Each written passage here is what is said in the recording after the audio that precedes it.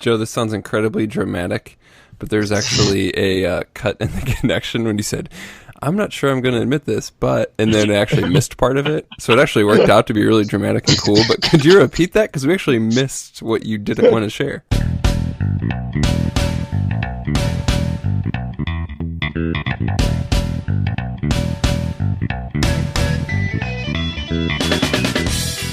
Welcome to the Hunt Backcountry Podcast. This is episode 86 with Joe Jacks from TightSpot Quivers. This is a fun one, guys. Joe has some awesome stories to tell. Stories about TightSpot a bit, of course, but also about his first hunt, which you won't believe, as well as some amazing stories about antelope hunting. Super timely for this time of year. It's just weeks away for many of you guys from getting out antelope hunting. You'll be sure to want to check this out. If you're like me, you're not out chasing those speedgoats this year, still, this is such an entertaining and fun and helpful episode. You guys are sure to get something out of it. Before we dive in with Joe, I want to give a shout out to Flying Gino, who left us a review on iTunes.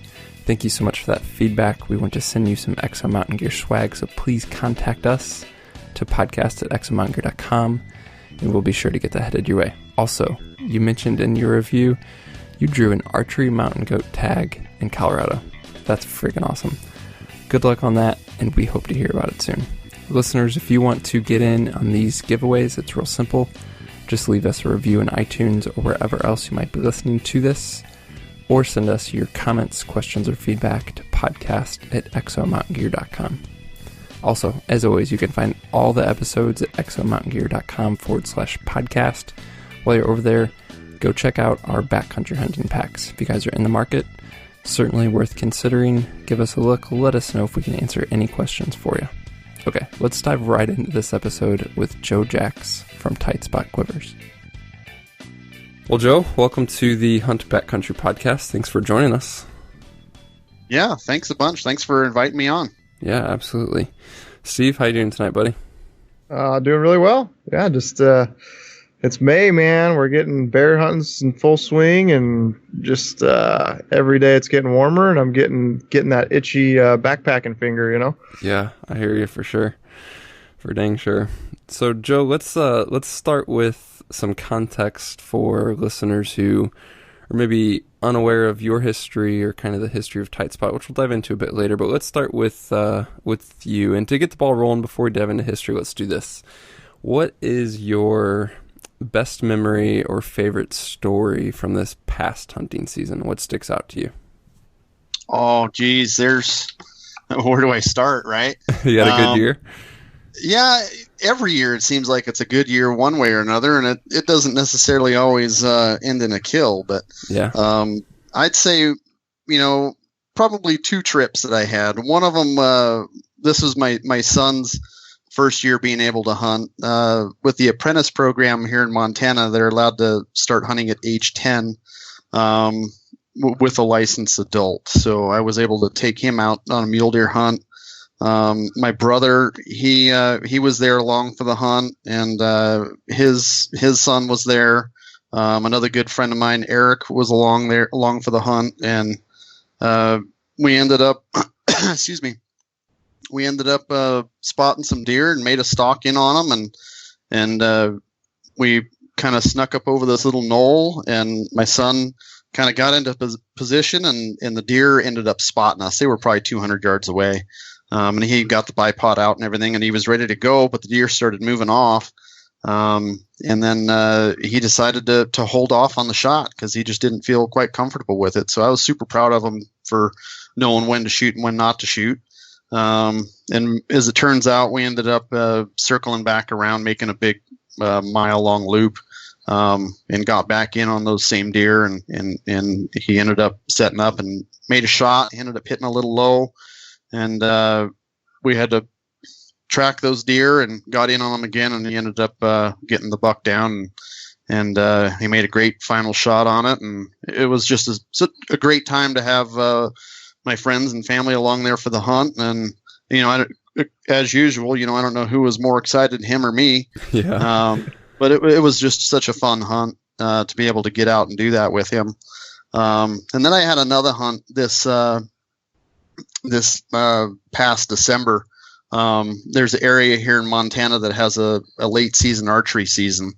The last day of the season is December 31st, and I was able to sneak out for a day and spotted some elk that were bedded down just over this little hill, and it was kind of a wide open area, and I don't know, anywhere from just a couple inches of snow in some areas to 6 inches where it had been blown in, and I was able to sneak in over the top of this ridge on some elk and ended up killing a cow the last day of the season. So that was a fun little bow hunt that I was able to get in on and finish the season strong. So I was super excited to be able to do that. That's awesome. Do you usually get out for a late season elk hunt, or is that kind of a hit or miss thing for you? It's kind of a hit or miss thing. It's I'm not fortunate enough to kill an elk every single year with my bow. And if I don't kill one with my bow, I will take the rifle out and see if I can kill an elk with the rifle. And this year I wasn't able to do either one. Matter of fact, I don't even think I took the rifle out elk hunting at all. And I just had the opportunity to sneak out in late December and ended up finding some elk and ended up getting one. So for me and my family, we eat elk throughout the season. In the last, I don't know, 7 or 8 years, I've gotten an elk almost every single year, and we eat it like crazy, and we love it. So if I don't kill a bull or whatever with a bow, I'll go out with a gun and kill a bull or cow or whatever I can get just to feed the family. So yeah, and of course elk hunting's a lot of fun. So yeah, that's for sure. So with your son's hunt, I'm curious, what with him at 10 years old, how did you set him up with a rifle in terms of caliber and things like that? What worked well for him that you felt comfortable with in terms of hunting effectiveness and that he felt comfortable with shooting? Well, it kind of started. I honestly didn't expect him to be able to hunt at the age of 10. Here in Montana, you're not allowed to get your license until you're 12. And the year prior to him turning 10, they introduced this apprentice program. So, at that point, I wasn't really sure that he was mentally ready to start hunting. Obviously, him growing up in a family with me, he thinks he's ready to go out and kill animals, but mentally, he was still pretty young. So he says, "Hey, Dad, they've got this apprentice program. I get to hunt next year." And I told him, I said, "Hey, Reese, I said, I don't know that it's going to be something that you're going to be ready for. We're just going to have to wait and see how the year progresses, and you're going to have to practice with a rifle." And I said, one of the other things that I want you to do is I want you to take the hunter's education course, and if you pass the course and I think you're ready to hunt, I'll let you go. And that's what he did. He practiced. He started off just with the 22, going out several times, practicing with that. And then during the summertime, he took the hunter's ed course and, of course, passed it with flying colors. And by that late summer, I was like, okay, he's pretty much ready to go. He's mentally ready to do it, and he can handle a gun. And he ended up getting a 7mm 08 for his birthday. And he practiced with that quite a bit and decided that, hey, this is the way to go, and got him set up, and I think he was well prepared. Sometimes I think, when kids are getting older, a lot of times people will often, as soon as they're of age, they want to push them into hunting. And I didn't necessarily want to push him into doing anything that he wasn't ready to do. Obviously, I wanted him to want to do it, but I wanted him to be mentally ready to handle it mentally. So yeah. I thought that was a big part of the hunt. No, that's great perspective. I think it's tough because whether, the state has the age set at 10 or 12 or whatever it is, as you mentioned, there's just kids are different at that age. Not every 10-year-old's the same mentally, not, in terms of mindset, in terms of just being ready for it emotionally, much less, physically being able to handle a firearm or what have you. Yeah, absolutely. I would agree. Yeah. So let's jump back to your history, which I've heard a story about and would love for you to share, listeners, in terms of, you and your background and getting your first bow, I think when you were like 15 and 16. So tell us about that, and then tell us about your first hunt, because it's quite the story, right? Oh man, I'm not sure which hunt you're talking about. I think I heard about. I think it was your first bow hunt, a deer hunt, when the shot didn't end up quite like you imagined. Okay. Yep, that would be my first bow kill. Yeah. I started shooting a bow when I was probably 8 or 9 years old, and I was shooting just a fiberglass recurve when I was that young, and really enjoyed shooting a bow. And then when I turned 12, I got my hunting license and deer hunted. I killed my first deer with a rifle when I was 14. But I just really enjoyed bow hunting so much more. And when I was 16, I was deer hunting with my dad. And I had hunted the previous years with a bow and had never killed anything. But I was hunting with my dad, and we were walking around this corner, this ridge, and we look up on the hillside and we see this deer. My dad's like, "Oh, all right, there's a buck, get ready." And this I grew up in California, right? So I was hunting black-tailed deer. So we're out hunting. We come around this bend. We see this deer, and he's like, "All right, I think it's like 60 yards." And of course, I've got buck fever, and I'm all excited, and so I just I didn't have a rangefinder. I just guessed yardage. He's saying 60 yards, so I'm all right. I feel good with the shot, so I draw back and shoot. And back then bows weren't shooting the speeds that they are today. And as the arrow started to drop in to the buck's vitals, he was on a steep hillside, and he had stepped down the hill, and he turned right towards me. I think that the plan was for them there was two of them. They were going to turn and head back the direction that they were coming. And he stepped down the hill, and the arrow hit him smack in between the eyes, and he dropped down to the ground like a ton of bricks. I mean, he just dropped dead right there on the spot. And I just stood there and was like, "Oh my goodness, oh my God, I just killed a deer." Yeah. Holy smokes. It was pretty crazy. I was super excited.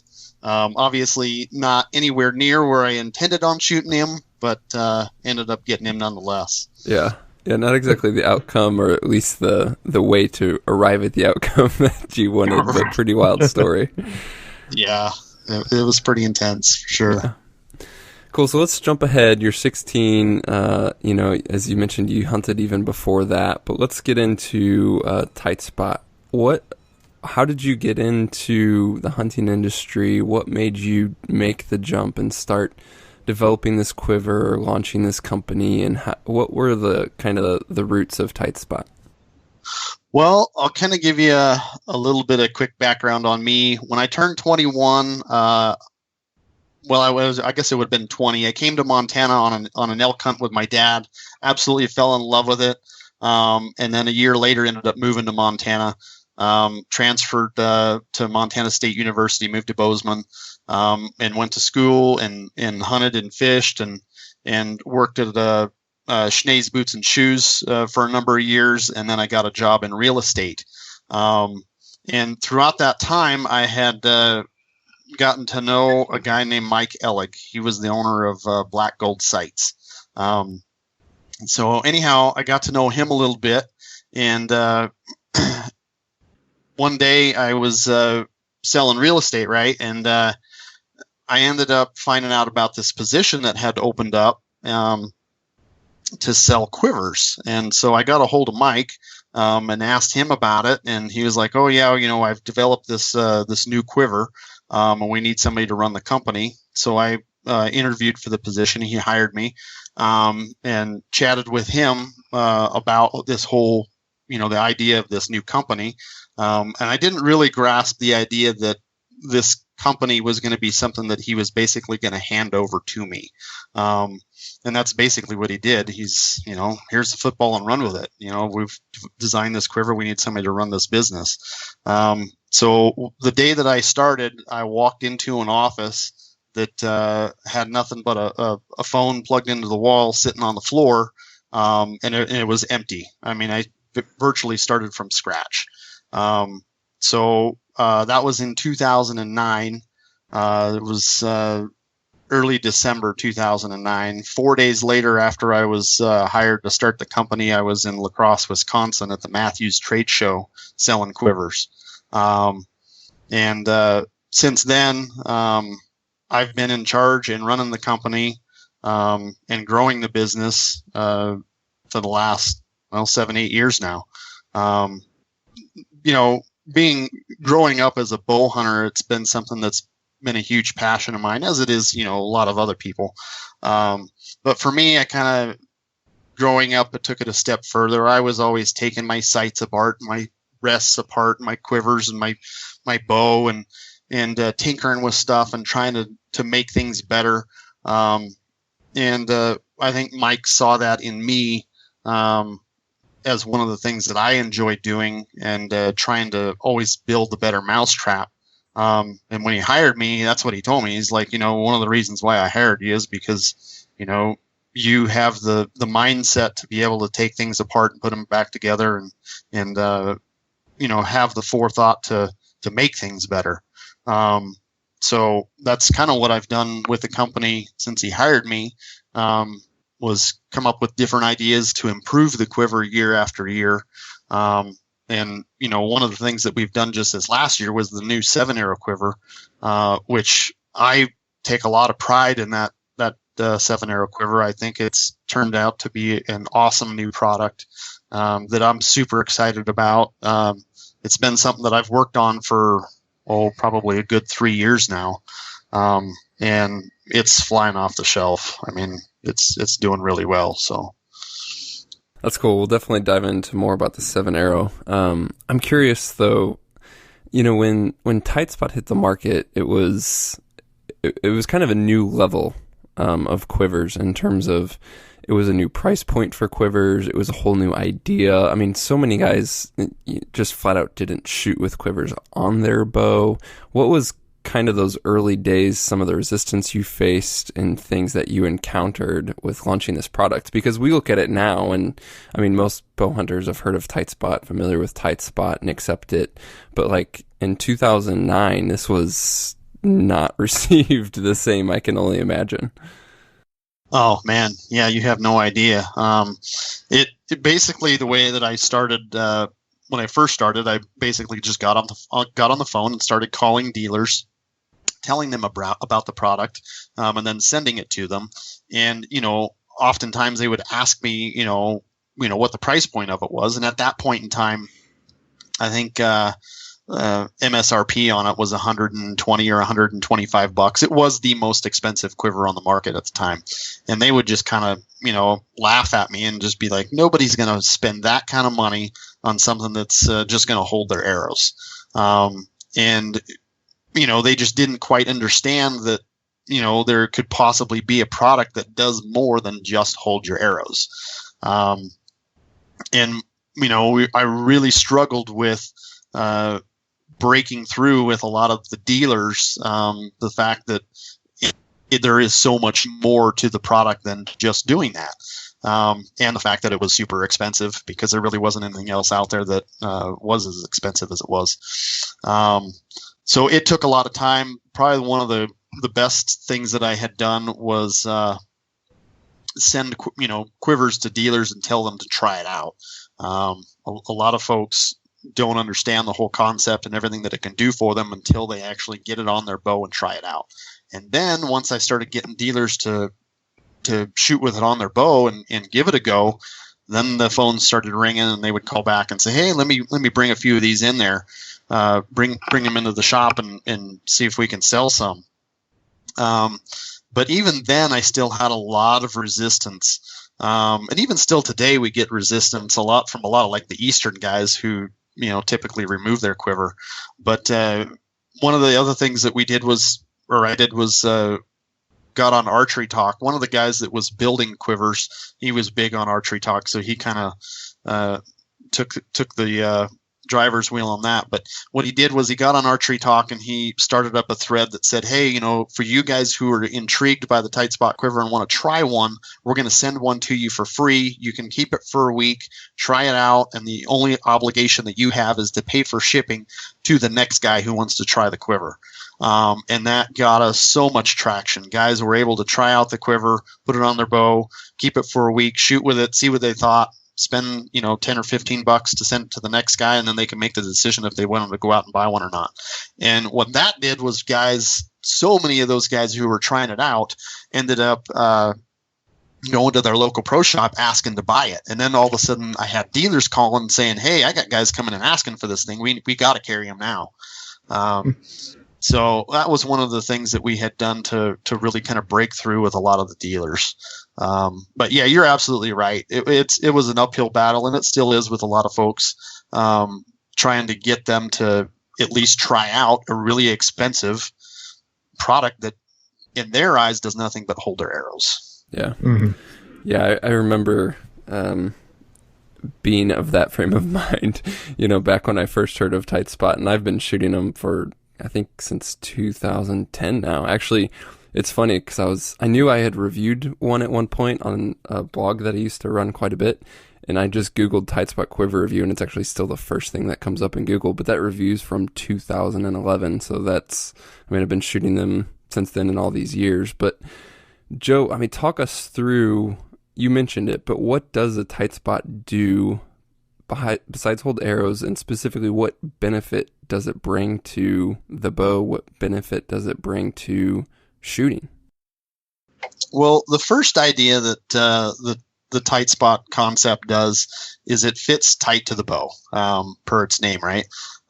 So with that, what we designed it, the way we designed it was for the quiver to fit behind the arrow rest so that you could get a snug fit.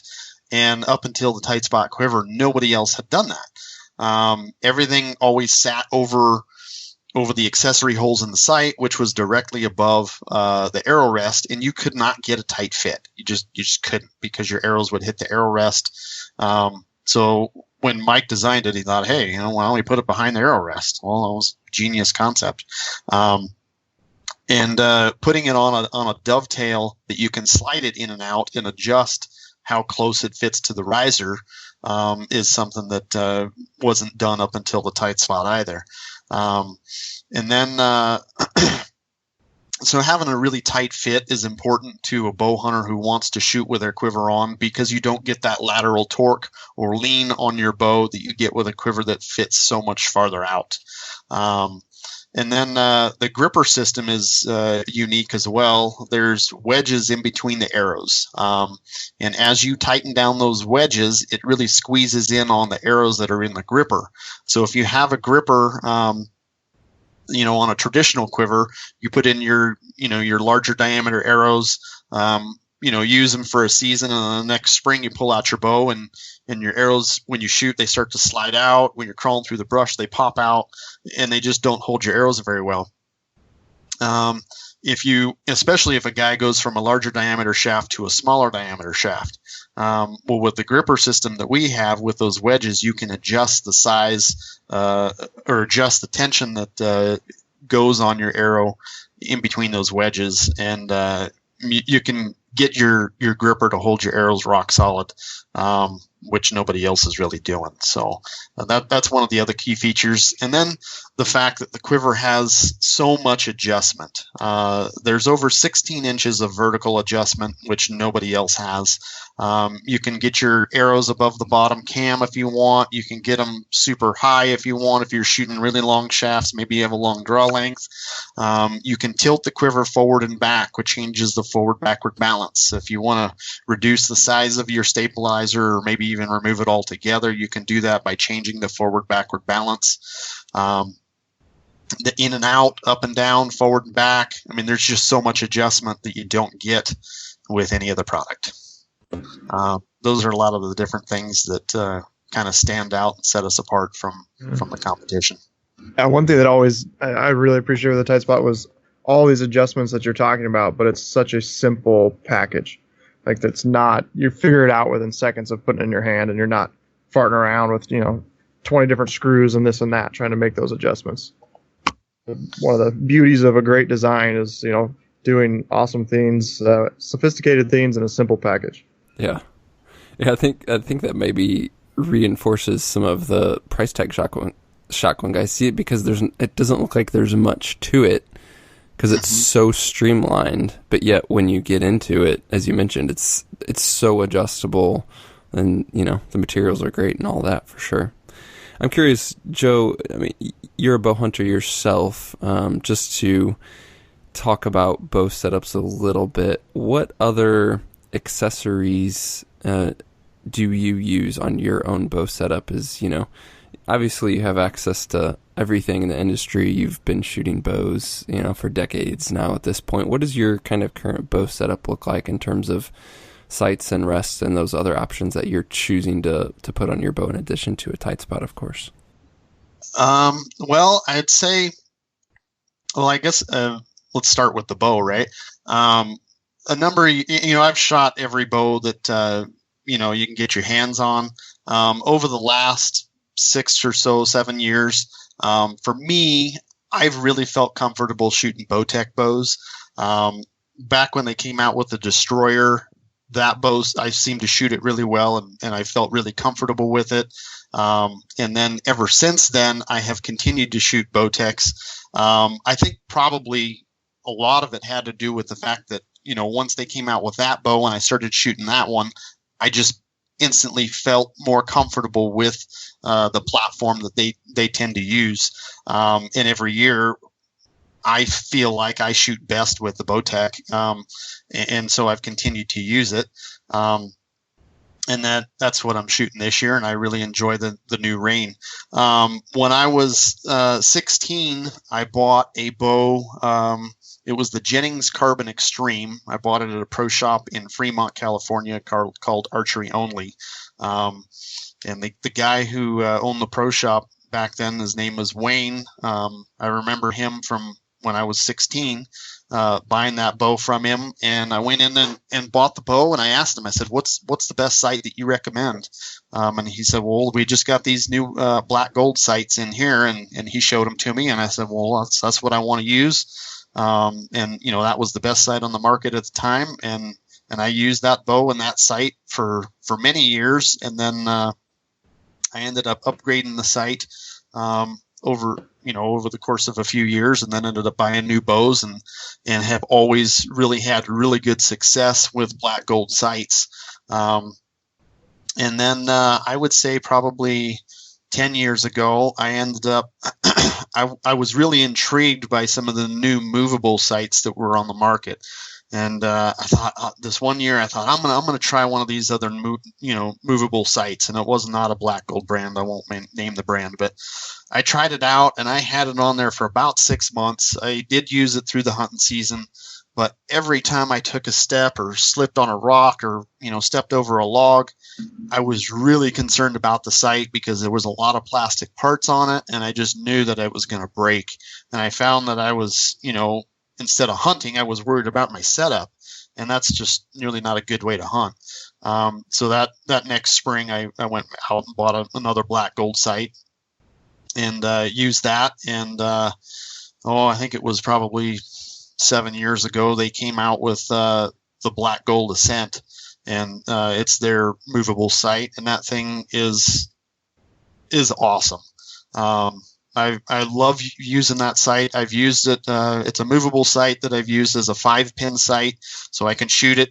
Set my sight from all my pins from 20 to 60, and then if I when I can hunt as a regular fixed pin sight, but if I decide that I am shooting 3D and I want to shoot 36 yards, I can dial it to 36 yards and shoot 36 yards. If I want to practice out to 102 yards, I can dial it down to 102, and I can practice at 102 and feel confident at where I'm hitting. And so that sight has been my go-to sight since they've had it, which I think has been 6 or 7 years, and have had really good success with it. And probably 8 or so years ago, I tried out a ripcord rest, and that's really been the first rest that I've ever been able to put on my bow and have 100% confidence that in the rest. It was the first rest that I didn't ever have to worry about having fletching clearance or whether or not it was going to fall or function properly. So those are some of the items that I really feel like I can count on. I've shot gold tip arrows since carbon arrows have been in existence, or since gold tip has been in existence, and have had great success with them and have had no reason to change.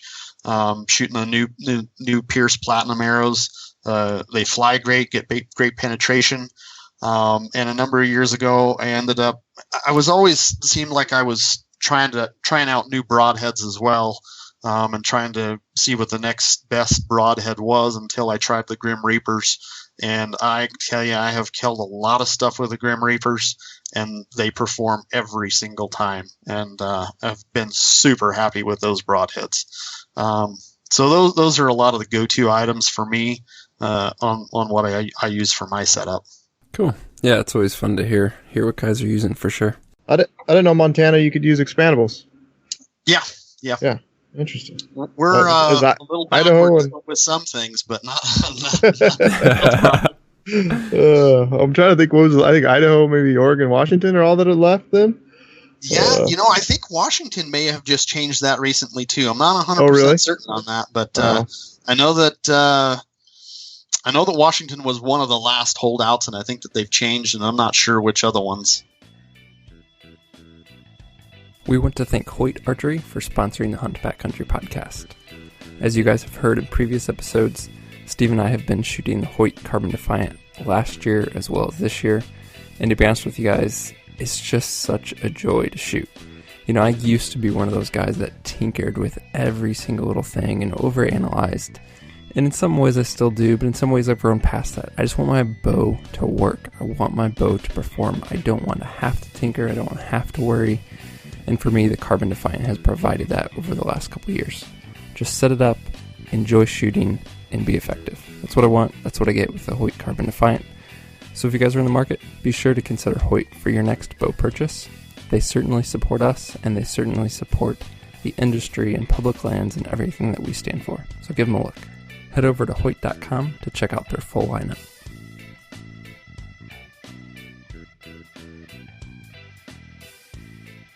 So let's talk about something that we have not covered yet. I don't think nearly at all in this podcast, and we've gotten some requests to do it for sure, and we'll cover more in the future. But I know that you're a great person to kind of intro this subject and for us to kind of cover the bases, and that is hunting antelope, and specifically bow hunting. There's so much opportunity out there to bow hunt antelope. Sometimes guys just kind of treat it as an afterthought, though. They're too excited to get to chasing elk and deer and things like that. And then we also have, a ton of listeners who aren't in the West but want to hunt the West, and really getting out to chase antelope can be a great way to get started in terms of getting out west and getting a hunt under your belt, or maybe checking out some new areas, things like that. So first of all, what draws you? What do you enjoy about bow hunting antelope, Joe? Oh man, antelope hunting is so much fun, and it's kind of like you just said. It's a lot of guys kind of use the antelope season as an early season hunt that they can possibly do before deer and elk. I probably started antelope hunting, I don't know, 12, 13, 14 years ago, and it is quite a bit different than hunting deer, elk. I love hunting deer. I love hunting mule deer in the rut. That's an absolute blast, spot and stock. That's such a fun hunt. And then of course, elk hunting, how can that be beat? But antelope hunting for me is so much fun. And the fact that you can do that a little bit earlier here in Montana than deer and elk just adds to the allure of it. Years hunted antelope spot and stock and had so much fun with it. It's one of those animals that you can hunt all day long. If you can find them, you can stalk them. And just that aspect alone, being able to hunt them all day long, where a lot of other animals, it's a little bit trickier. It is a lot of fun. And then a number of years ago, I after I hunted them spot and stock, I had the opportunity to hunt them over a water hole, and I rapidly fell in love with hunting them over a water hole. And a lot of guys who have never done it, they may not see what the allure is to that. And even some people say, oh well, you're hunting them over water, how hard can it be? Well, if you haven't done it, I invite you to try it, because let me tell you, sitting in a ground blind for 16 hours a day or longer in 100-degree day, and inside that ground blind, it's baking hot. And let me tell you, it might drive you a little stir crazy at times. It's not an easy task. If you haven't tried it, you should definitely do it. And I think that the group of guys that I go with, they're a fun group to be with. And we've kind of fed off each other as far as ideas on what we can do to make it more comfortable in the ground blind, and just to have a good time while we're doing it. And one of the things that we've done in hunting antelope in a ground blind, because you're doing it, typically in August, where it is really hot. One of the things that you want to do is make sure that you stay plenty hydrated. I typically take 2 coolers with me. One's just a soft case cooler with sandwiches and plenty of drinks, and ice and water and whatnot in it. And then I have another cooler that I have that has a fan. It's a hole cut in the top, and a fan that blows into the cooler, and then out of the cooler is a PVC pipe, a 3-inch diameter PVC pipe. And then every day, before I go get in the blind, I'll throw one giant block of cube ice in there, and then when about 10 o'clock in the morning, when it starts to really warm up, I'll just click on the battery operated fan. It's just like a 4-inch diameter fan, and when that cool air starts pumping out that PVC, I just sit back in the recliner and enjoy the cool air, while I know that there's other people out there who are getting cooked. So. You're gonna have to send a photo of that over so we can share it. Yeah, I'm liking this. This sounds pretty redneck and pretty awesome. Which is right up my alley. It is pretty redneck. Don't get me wrong, but let me tell you, when you're sitting there and that cool breeze is blowing on you, it feels pretty dang nice. Oh heck yeah, man. I kind of debate whether or not we should even put this on the air, because maybe we'll have to patent this idea. Yeah. Patent pending, right? We're gonna have the tight spot and the cool spot now. Yeah. But when you're antelope hunting in a ground blind and it's that hot, I like to sit all day long. Because you just never know when the antelope are going to come in. I've had them come in first thing in the morning, last thing at light, anytime during the day. And you just got to make sure that you're there all day long. And generally speaking, if you sit for a good 3 days and you're in a halfway decent area, you can have pretty good success. But I like to take the 2 coolers, one with food, one is my portable air conditioner. I also have another little 6-inch battery operated fan that I have as well, so I can get air circulation inside the blind. That seems to help out quite a bit. And one nice thing about these fans is they are very low noise. You don't have to worry about I've had antelope come right up by the blind with those fans going, and it doesn't seem to bother them at all. And then I also have a little spray mister. It's just a little spray bottle that has a fan that's attached to it, so when it does start to get hot, I can spray my face and spray down a bit, just get a little bit of moisture on my body, so that as the air moves around in the blind, it really cools me down. And sometimes if it gets really scorching hot and I have to, I'll strip down to my skivvies just to cool down. I mean, it's not like anybody's going to see me or anything, so So those are some of the tricks that I use when antelope hunting, just to keep cool. The first year when I was antelope hunting in a ground blind, I didn't have all those different accessories to keep cool, and I ended up getting a migraine headache in the mid-afternoon just because I hadn't stayed hydrated enough and I was getting super hot. So I ended up opening up a couple of more windows in the blind and opened up the roof to let some of the hot air out. And I thought, oh man, I'm going to, pound a few Advil and take a 20-minute nap. So I, laid the chair back and took a nap, and doing those things really helped get rid of the headache. And then I woke up, and 7 minutes later, I ended up killing the biggest antelope of my life. Oh my goodness. I really lucked out that I woke up when I did, because that antelope was probably 150 yards and he was coming. And yeah, I really would have been sad had he been walking away when I woke up. So what? Oh, go ahead. No, I was not going to make a valid point. I was just going to say, after hearing about your first deer bow kill and now your first antelope bow kill, I'm seeing a pattern. I'd love to hear just about your first bow kill of each species and hear what kind of crazy story it is. Yeah. Not really. Unless they're all crazy, Joe. You don't have to do that. No, they're not. I'd say those are probably some of the two craziest ones I've had. Okay. What were you going to say, Steve? When you're putting your blind at the water hole, do you have a strategy like location, distance from the water, facing north, south, east, west? What do you kind of do when you're putting that all together? Well, some of the things that I do when we do, because I hunt with a couple of other guys that I go along with, is we'll kind of strategize as to which water holes. We'll go check the water holes to see which ones have the most tracks on them, and then we'll kind of pay attention to the predominant wind.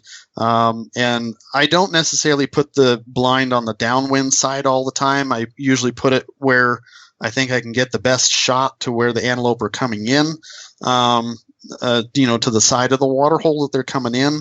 If it's a really big water hole, sometimes you can take like a ribbon, you can mask off basically, portions of the water hole to where you can divert them to go around to the side where you want them to go, which sometimes that can help out. But yeah, obviously you got to pay attention to the wind, pay attention to where the tracks are. If you have lots of water holes in the area, me hunting with other guys, we'll have a guy on each water hole if we can.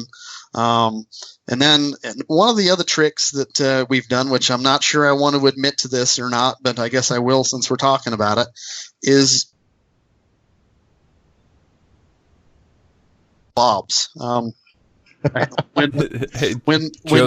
Bob used to work for him. Joe, this sounds incredibly dramatic, but there's actually a cut in the connection when you said, I'm not sure I'm going to admit this, but, and then I actually missed part of it. So it actually worked out to be really dramatic and cool. But could you repeat that? Because we actually missed what you didn't want to share. So we have, we've designed these bobs, what we call bobs. When Bob used to work for me, we had this idea that we had, with this area that we hunt, there were extra water holes that we didn't have enough guys to sit on. And we thought, well, if we have our blinds set up on these water holes and the antelope come to the water hole and they get scared or they get nervous, they go to the water hole where there's nobody sitting. So we thought, well, why don't we put a mannequin of sorts at the water hole? So what we did is I told Bob, I said, Bob, I need you to lie down on this refrigerator box. I'm going to trace your outline. And he's looking at me like I'm nuts. And I said, well, just do it. So I traced Bob, and I cut out this outline of him. And then I went to the Salvation Army and I bought some red and yellow shirts and drew faces on these guys and got some PVC and put some structure to them. And then we took these bobs, mannequins, and put them out on these water holes. And then we would stake them in the ground. And then we took some mylar balloons, and tied some ribbon to the bobs, and had these balloons hanging from them, these helium balloons, so that there was something that was moving, and essentially a guy standing there on the water hole. So when you've got an area where you've got all these other water holes that you can't hunt, put some bobs on them, and the antelope will go over and be like, well, there's a dude standing over there. I'm going to go over to where the ground blind is. It looks safer. That is awesome. Too good. It's a crazy way to antelope hunt, and I've never, given this story publicly, but I guess it's going to be out now. I can just imagine another hunter coming up going, what in the hell is that? Yeah, right. The balloons and everything, that's just perfect. Yeah. You'd be surprised that, there was one water hole where we could kind of see where the approach was for the antelope. And they would come up over the hill and they would, look down at the water hole from 400 or 500 yards away and they would run. And they would hightail it out of there. And then, of course, when they get to the next guy's water hole, they're real thirsty at that point. It works pretty dang good. That is so fun. I was actually going to ask about how skittish they are in terms of, is it helpful to have ground blinds set in advance and things like that so they're used to them, or they seem Absolutely. what time frame do you shoot for with getting that type of thing set up? I would say if you can get your ground blind set up, at least 3 days in advance, that's great. If you can't, well, then you can't. Usually, I think the last several years we've been able to get our blind set up 1 to 2 days in advance, and it still seems like we've been very successful in getting antelope to come in.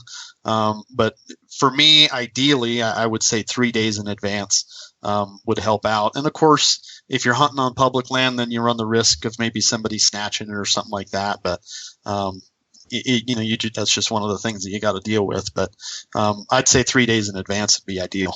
Yeah. Okay. And you kind of mentioned, you're essentially sun up to sundown, just stick it out all day. You never know when they're going to show type situation. Yeah. Like I said, you can have them show up, and I've had them show up before, the sun even comes up. It's legal shooting light, and I've had them come in, or, it might be, after the sun goes down. Or anywhere in between. You just never know, and if you're not in the blind, you're not gonna kill them necessarily. So I just make sure that I bring a book with me, or in some of the areas that I hunt, I've got cell service, so I can sit and text friends or read on my phone or play games or be on Facebook or whatever. Just something to keep you occupied. Right. But sitting all day. It's not an easy thing to do. If you haven't done it, you really got to experience it to know that sitting all day long in a little tiny, ground blind where it's dark inside and it gets hot, it can sometimes drive you a little stir crazy, but sometimes you might sit there and solve the world's problems. You never know. Yeah. I've spent quite a few 13, 14-hour days on a 2-foot by 3-foot tree stand, so I know all what you're talking about. Any particular shooting tips or thing to watch out for guys who are new to hunting from a ground blind and or, obviously going with that, a seated position? Any particular things that stand out that obviously, the general, practice shooting from a chair or shooting from what you're going to be, the position you'll be shooting from, but anything else stand out? Yeah, that kind of brings up a good point. Typically, when I set up a ground blind, I usually like to have the corner of the ground blind facing towards where I think I'm going to be shooting, because it gives my elbow the maximum amount of room inside the ground blind to be able to draw back, and then have the arrow pointing in the corner to be able to draw my bow, and I get the most amount of room. So that's kind of how I like to set the blind in orientation to where I'm going to be shooting. If you plan on ground blind hunting, I would say, and you've never done it before, definitely practice before you go out. Do not hesitate to set up your ground blind and shoot through the mesh. They make replaceable mesh, and shoot through it. See how your broadheads or your arrows fly coming out of it. A lot of guys who have never done it before get into a blind, and then all of a sudden they realize, oh man, I'm shooting an expandable broadhead and I'm shooting through mesh. I don't even know if my broadhead is going to get through the mesh without opening. I've shot the Grim Reapers through the mesh dozens and dozens and dozens of times, and have never had one open on the mesh. One of the key things to do is make sure that your mesh is nice and tight. If it's real loose, it's possible that it could affect arrow flight. You want to make sure that it's nice and snug. And then, just make sure that you practice shooting through it before you go out into the field. You want to make sure that you've got a really good, comfortable chair if you're going to be sitting all day long. And with that chair, if you've got a chair that has vertical adjustment, that way you can, if you're on an uneven surface and you're kind of sitting in a hole, you might not have clearance to be able to get your arrow above the bottom of the blind. I've never shot through the material of a blind because I wasn't high enough before, but I've come awfully darn close. And that's why you want to practice. But if you have a chair that can raise you up, on your given setup, or lower you down if you're maybe too high, those are one of the things that you want to pay attention to. But make sure that you're not going to shoot through the material and just through the mesh where you're supposed to shoot, are key things to pay attention to. I did on a turkey hunt, I was hunting a blind. It was a brush blind. The guy had set up plywood essentially in certain areas, and where these turkeys were coming in, and it was a plywood blind. And I was sitting down, and as soon as I sat down, I knew that it was going to be challenging getting my arrow to clear that plywood. And then sure enough, this turkey comes in, and I ended up shooting, an inch through an inch from the top of the plywood. I got great penetration through that plywood, I tell you. Little impromptu testing right there. Yeah, that turkey definitely didn't come home with me. So those are just, things that you got to pay attention to. Yeah. Have you found like a brand of chair? Do you use a certain specific blind chair, or just something else that works for you? I think that there's probably some really good chairs out there. The one that I have, I had actually just purchased at the local hardware store. It wasn't hunting specific by any means. It does recline. It's padded. It's comfortable, and the legs on the front are adjustable. So if I am in a low spot, I can extend the legs. I think like up to 6 inches. Or if I'm the chair's rocking back and forth because it's uneven, I can get it to where it's stable. Having a chair that's nice and quiet when you're moving around is important. You don't want to be making noise if you've got an animal that's in close. That happened 2 years ago. I did a blind antelope hunt, and I brought a chair out that I just grabbed. Like, oh, this will work. And every time I freaking moved, just like, you'd swear an antelope could hear it 100 yards away. Oh, absolutely. Yeah. And it's possible that they don't hear it or they don't pay attention to it. But if you hear it and you think they do, that ain't good. It doesn't make you feel comfortable. So were you exclusively pursuing antelope from the ground by these days? Or are you still getting out and chasing them on the ground at all? I've had such great success hunting them out of a ground blind, and it really is a lot of fun.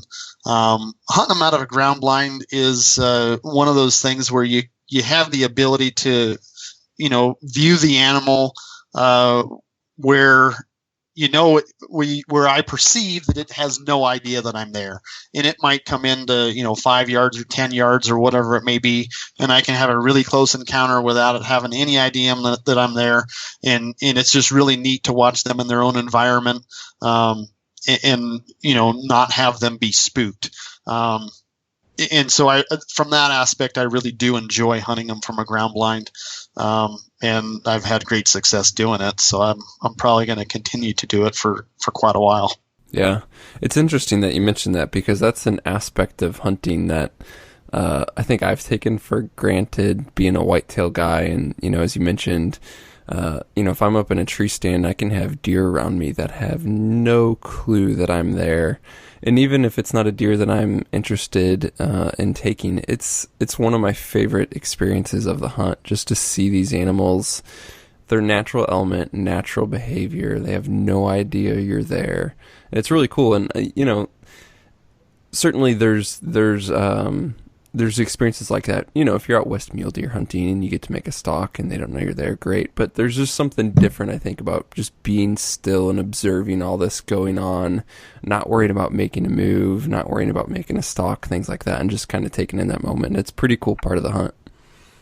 Yeah, it really is enjoyable for me. I mean, just being able to sit there and watch the animals relax, and they may run into the water hole, they may walk in with a group, or they may walk in by themselves, but just to be able to sit there and wait on them and watch them in their own environment it's just a lot of fun. Regardless of shooting one, I get out there and I just have a good time doing it, and killing something is just the bonus.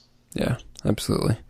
What tips do you have for somebody who's hearing this, wants to maybe get out and antelope hunt more, or maybe for the first time, in terms of scouting? Because clearly, and we've talked so much about scouting and terrain for, big game in terms of elk and deer and terrain features and getting into all that. But for antelope, the country, especially this early season bow hunting that we're talking about, tends to be quite a bit different. Clearly we're targeting water, but any other factors that kind of go into determining where to hunt antelope? I'd say one of the things that you might want to pay attention to is winter die-off. In the last several years, 3 or 4 years ago, we had a really big winter die-off on antelope, and there were a lot of guys who were going out and they just hunting in areas where they had hunted previously and had plenty of success, and they just weren't finding any. So that's something that you'll want to pay attention to. Talk to your local wildlife officials office and find out what they have to say as far as die off, and talk to friends and other hunters and locals, and see what they have to say as far as the numbers that are currently around. If there's no antelope there, then you need to start searching completely other regions that where the antelope weren't affected as much. So that's probably one of the first places to start. And obviously that's some of the extreme cases that you have to worry about where there was a bad winter.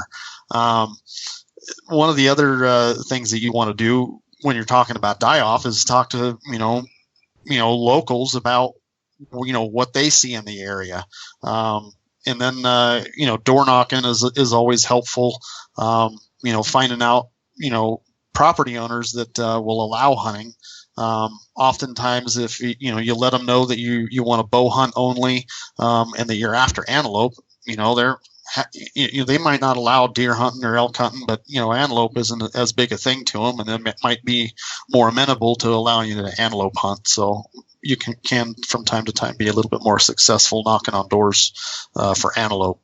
And then just talking to people, I think, is probably the best way to find halfway decent areas, and just do your research to find out where the antelope are at. And then, once you have an area picked out, using Google Earth, finding water holes from Google Earth can be very productive. And then if you can find an area that has limited access or is not as accessible because of distance, and you're willing to ride your mountain bike into the water hole, or walk in the dark, where a lot of the guys aren't willing to get to, that can be really good areas to hunt as well. So those would be some of the things that I would do to start scouting for antelope. And then sometimes you can put up a trail timer camera on a water hole to see when antelope or if antelope are hitting that water hole. If you've got an area that you like, that you've seen a lot of antelope in, you can put a camera on several different water holes to find out which one they're hitting the most. Usually I will rely on several days before the hunt to figure out where I'm going to set up. But those can always be helpful tricks to help find the best spot for you. Yeah, I think it's a great kind of summary and introduction to antelope hunting, which is something that we've been lacking on for sure. I'd love to dive back into product stuff just for a minute, because I said we were going to cover it and then we got wrapped up and totally didn't. But talk to us before we wrap up our time with you, Joe, about the new 7-arrow quiver and really about the rest of the lineup, even the 3-arrow quivers out and it's newer. Some guys might not be aware of that. So talk to us about those two options that are now available in addition to the standard 5-arrow that you guys have had for, since day one. Well, we had the 5 arrows since day one, like you just mentioned. And that came about, basically by, seeking out advice from bow hunters on what they wanted to see in a quiver, and it seemed like 5-arrow quiver was what people wanted at that point in time. So we went a number of years with the 5-arrow quiver, and we had always had people asking for more and less arrows, but it wasn't as big of demand. And at one point, we just decided that it was in enough demand that we were going to go ahead and make, a 3 and a 7-arrow version. And it was one of those things where it's really just personal preference is what it boils down to. We'll get a phone call where a guy calls up and he says, "Hey, I'm going on a week-long backpack elk hunt into the backcountry, and I want to have the most number of arrows that I can carry. Do you have a 7-arrow quiver?" And then, I'll hang up with that guy, and then 5 minutes later, a guy will call up and he says, "Hey, I'm going on a 7-day backpack hunt into the backcountry, and I want to have the lightest quiver that I can find. Do you have a 3-arrow quiver?" And so it's like the same guy doing the same exact hunt, wanting the complete opposite of what the other guy wants. So for my perspective, if a guy wants it and people will buy it and we can make it a good product and build it, we'll do it. So we had a lot of demand for both a 3 and a 7-arrow quiver. I knew that the demand for the 7-arrow quiver was a lot higher than what the 3-arrow was, but we decided to do the 3-arrow quiver first because we thought it would appeal more to the eastern hunter, the guy who's hunting out of a tree stand and may only have a 20 or 30-yard shot and only one tag in his pocket and never need more than 3 arrows. So we thought we could maybe grow some of our business out east by coming out with that first. And it has done really well. We've actually sold quite a bit out in the east to those guys, and then we've sold a lot to the elk hunter, like I was just talking about, the guy who wants to go in as light as possible. I hunted, I think it was 2 years ago, with the 3-arrow quiver, and loved it. It's super light. It's 3 ounces lighter than the 5-arrow quiver. 4 inches shorter, plus the fact that you're carrying 2 less arrows.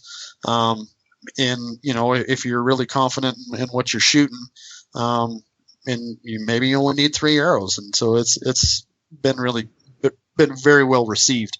I also had, like I said, guys asking about carrying more arrows. So at one point, I was just kind of goofing around with the 5-arrow quiver, and I ended up snapping one arrow in over the top of the other. And then it just kind of hit me that, wow, I can fit more arrows in my 5-arrow quiver by, the 2-stage gripper that we have with that deeper slot. So then I got to thinking, well, where's the most convenient way to get, 2 more arrows? And I made 3 different prototypes of a 7-arrow quiver. One was an inline version where all 7 arrows were right in a line, just along, basically like the 5-arrow is, just adding 2 more on the end. And that added 3 ounces to the weight of it, and obviously it made the overall size of it so much bigger. And then I made another version where the 2 extra arrows were on the outside of the hood. So it was more for just like a judo point. And really nothing more beyond that. And I thought, well, some guys will like that, but it won't be ideal for everybody. And then I got to, looking at the quiver over and over, and I figured, well, I'm going to take that bracket on the 5-arrow and I'm going to flip it around, so that the recessed portion is accessed from the front. And then I put the 2 arrows that on the 7-arrow quiver in between the carbon rods. And after trying out several different versions of prototypes, I was able to get 2 more arrows basically into the same compact size quiver as the 5-arrow quiver. By adding those 2 extra arrows in between the carbon rods, made the gripper deeper to accommodate them, bumped the back of the hood out just a little bit to accommodate the broadheads in the hood. So the overall size of the 7-arrow quiver is almost the same, or the 7-arrow quiver is almost the same as the 5. The overall weight of the 7-arrow quiver is 43 grains heavier For the guys who are shooting ramcat broadheads, they won't fit in the 5-arrow quiver very well. But because you're not compromising anything, you'll be able to get You'll be able to get 5 ramcats into a 7-arrow quiver, and because you're only adding 43 grains, it to me, I don't see why anybody would want to buy a 5-arrow quiver when they can buy the 7. Aside from the fact that we only have limited colors right now in the 7-arrow quiver, but the overall design of it, I'm super pleased with, and most of the guys who are using it are really excited about it as well. Yeah, absolutely. I mean, and for you guys out there who aren't up on math and measures of weight, I guess 43 grains, you're talking right under less than 1/10 of an ounce. Is that right? Yes, that is right. Yeah. I mean, you think about a field point, that's, your average field point's 100 grains or 125, right, but you're less than the weight of a field point added to the weight of your quiver. It's ridiculous. Yeah. And, if you don't want to use 7, don't put 7 in it. And there's not yeah, I mean, that's kind of been my thoughts. As soon as I saw the 7 launch this year and saw the difference, I was like, man, it's kind of makes the 5-arrow really questionable to me. Yeah. Right. Yeah, it will cannibalize the sales of our 5-arrow quiver, which is okay. We knew that going into it. There will still be the guy that walks into the pro shop and has a 5-arrow quiver in his head and says, "I want the 5-arrow quiver. I don't even want to look at the 7. He wants the 5, and that's it. End of story." And he's going to buy the 5, and that's great. But that ultimately, as time goes on, the 7-arrow will cannibalize a lot of those sales of the 5-arrow quiver. Right now, the 7-arrow quiver is only available in 3 colors: Lost Camo, or Lost XD, and Matte Black. We did kind of just want to test the waters and see what colors and what kind of demand we were going to get with the 7-arrow quiver. Next year, I hope to add some more colors to the lineup and kind of go from there. But it's been going over really well. That's neat. Yeah, I was the guy last year who experimented and actually took the 3-arrow out on a week-long elk hunt. I essentially just packed some extra shafts in the kind of the side full-length pocket of my XO, so I had some extra arrows at camp and broadheads packed if worst came to worst. But I felt pretty confident, especially because I hunt with a hunting partner and we're essentially always together hunting the whole time. The 3 arrows for a shot encounter, would certainly hopefully be enough, right? You'd think, but you never know. But man, even that for guys who do want to lighten the load, when you talk about the weight reduction of the quiver plus the additional decreased weight of 2 fully outfitted arrows, the 3-arrow setup is noticeably lighter. Yeah, you'd be surprised that just reducing, just a few ounces on the side of your bow or anywhere on your bow, how much difference it makes. Yeah. Awesome. Joe, is there anything else that we didn't cover that you'd love to let our listeners know about or anything? Well, I think for the most part, we've covered just about anything just about everything. Perfect. Probably one of the other things that if somebody's interested in buying a TightSpot quiver, that I would say to them is go to your local pro shop. Ask them if you can put one on your bow and try it out. Just give it a try. And I promise you, once you get one on your bow and you try it, you won't be disappointed. And one of the other great features about the TightSpot quiver, I know it's a lot of money to invest in the product, but once you do get the quiver, it's probably going to be something that you hang on to for years and years. And if you do ever have a problem with it, we have a lifetime guarantee. I don't care how you break the quiver. I don't care if it's something that's wrong with the quiver or if it's something that you ran over it with your truck or you dropped it out of your tree stand. Or I had a guy call up and say that his daughter was, using it to slay dragons and beat the chimney with it and broke it. I love hearing the story, but we replaced it under warranty. So that's something that can give a guy a little bit of extra confidence that if you ever have trouble with it, we're going to take care of you. Yeah, that's cool to hear. Very cool. Well, Joe, thank you so much for taking the time to join us. And I know that our listeners will hopefully be interested in TightSpot and as well be excited to maybe get out and chase some antelope. So thanks for sharing this information with us. Yeah, absolutely. It was a pleasure. Thanks very much for having me on, guys. We hope you enjoyed that one. I know that we had a blast recording it, and we're super excited to share it with you. Stay tuned for future episodes. Again, if you guys haven't subscribed, go over to exomountaingear.com/podcast. There you'll find the links on how you can subscribe in iTunes or Stitcher, all kinds of places. Also, be sure to check out previous episodes while you're there, or go check out the Exo Mountain Gear product lineup. As always, guys, thank you so much for your support. It's because of you guys that we do this, that we can do this. So thank you. We will catch you in the next episode.